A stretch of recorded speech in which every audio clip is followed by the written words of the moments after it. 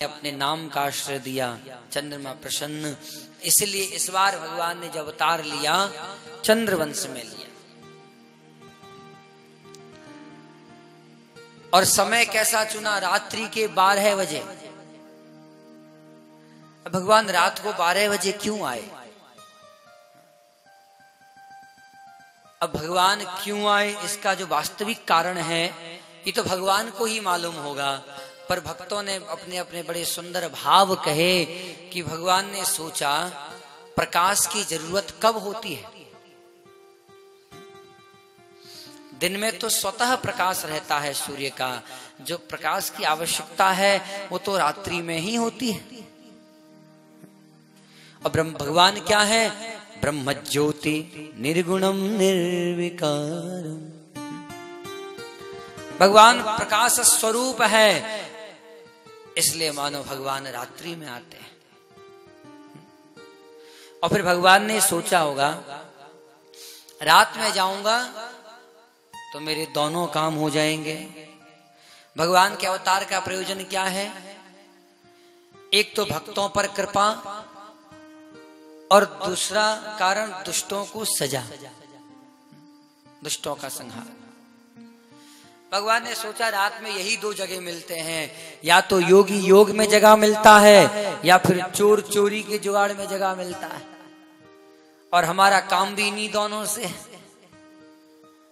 इसलिए एक साथ दोनों काम हो जाएंगे। शायद इसलिए भगवान रात में आते हैं।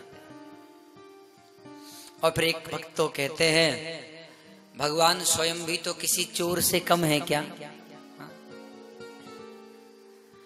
गोपाल सहस्त्रनाम देखिए, उसमें तो स्पष्ट लिखा है गोपाल कामनी जार चौर जार शिखामणि। भगवान चोर नहीं है बल्कि चोरों के सरदार हैं, सिरमौर हैं। ये तो असाधारण चोर है। असाधारण चोर क्यों कहा गया? क्योंकि ये साधारण चोरों की तरह हमारे घर में आकर के रुपया पैसा नहीं चुराते। आप बताइए, आपके घर में चोर आए, सबसे पहले तो चोर कब आता है? दिन में आता है कि रात में ज्यादा आता है? रात में ही आता है ना,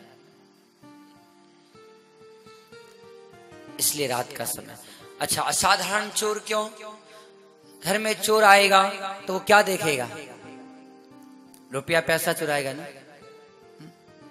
ये थोड़े देखेगा कि आपका मटका कहां रखा है, माखन कहां रखा है। रुपया पैसा चुराता है, गहना आभूषण चुराता है।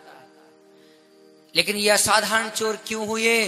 बोले ये किसी के घर जाकर रुपया पैसा नहीं चुराते। चुराते हो तो बताइए, आज तक किसी का 1 रुपया भी चुराया हो? अरे ये किसी का रुपया पैसा नहीं चुराते। अरे ये तो अपने भक्तों के दिल में घुस जाते हैं और अनेक जन्मार्जित पाप चौरम, जन्म जन्मांतर के पापों को, कुसंस्कारों को अरे ये चुरा लेते हैं। बताओ ऐसा चोर आपको कहीं मिलेगा? इसीलिए यह असाधारण चोर है। और फिर एक और कारण है कि आप भाद्र कृष्ण अष्टमी के दिन देखना चंद्रमा भी रात को देर से उदित होते हैं।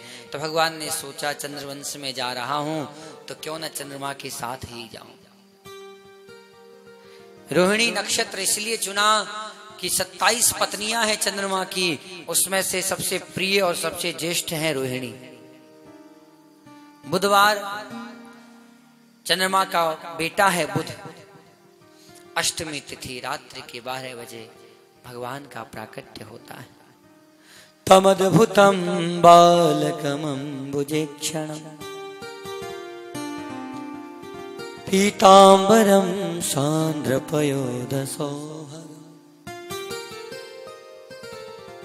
आज अद्भुत बालक का जन्म हुआ।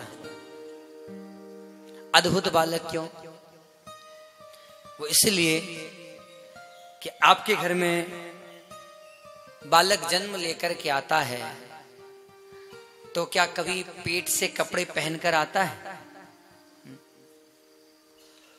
नहीं ना, पर ये तो पेट से ही कपड़े पीतांबर पहन करके आए। क्यों? क्योंकि भगवान ने सोचा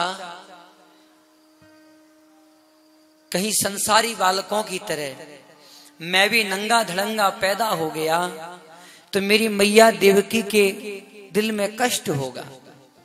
वो क्या सोचेगी कि मैं कितनी अभागिन मां हूं कि अपने लाल का तन ढकने के लिए मेरे पास एक हाथ का कपड़ा भी नहीं है। मेरी माँ को कष्ट होगा और मैं किसी को कष्ट देने थोड़े ही जा रहा हूँ। मैं तो सबको प्रसन्नता देने के लिए, सबको आनंदित करने के लिए जा रहा हूँ। इसलिए मानो भगवान पेट से ही पीतांबर पहन कर आते हैं। और दूसरा कारण, भगवान शंख चक्र गदा पद्म लेकर के प्रकट हुए हैं। इसलिए अद्भुत बालक, आज तक संसार में ऐसा हुआ कि कोई शंख चक्र गदा पद्म लेकर प्रकट हुआ हो, जन्म लिया हो? भगवान आते हैं केवल इसलिए अपने मैया देवकी और वसुदेव जी के भय को दूर करने के लिए, क्योंकि इनके मन में कष्ट है। कंस ने 6 पुत्रों को मार दिया, 7वें का पता नहीं लगा, ये तो 8वां है, इसे तो कंस जरूर मारेगा। इसलिए भगवान ने सोचा मेरी मैया देवकी और वसुदेव जी घबराए नहीं, इसलिए शंख चक्र गदा पद्म लेकर आए और मानो कहना चाहते हैं आप लोगों को डरने की कोई आवश्यकता नहीं है। कंस मेरा कुछ नहीं बिगाड़ सकता, मैं चाहूं तो कंस को मार सकता हूं। विश्वास न हो तो देख लो, मेरे हाथ में सारे आयुध हैं, शंख चक्र गदा पद्म है, मैं अभी जाकर मार सकता हूं। ये तसल्ली देने के लिए। अब बहुत से लोग तो ऐसा कह जाते हैं कि भगवान कंस को मारने के लिए आए थे।